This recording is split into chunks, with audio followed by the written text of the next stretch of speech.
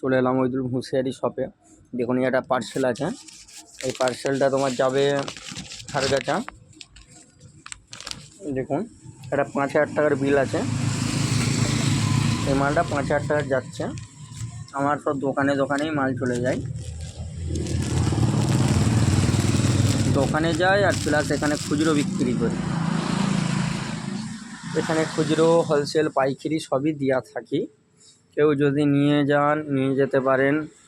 এখানে সুলভ মূল্যে পাওয়া যায়, এখানে আমরা বানিয়ে সেলাই করিয়ে বিক্রি করিয়ে থাকি। আমাদের কাছে মার্কেটের থেকে মিনিমাম 50-60 টাকা কম থাকবে আমাদের কাছে। আপনারা আসুন। এসব টি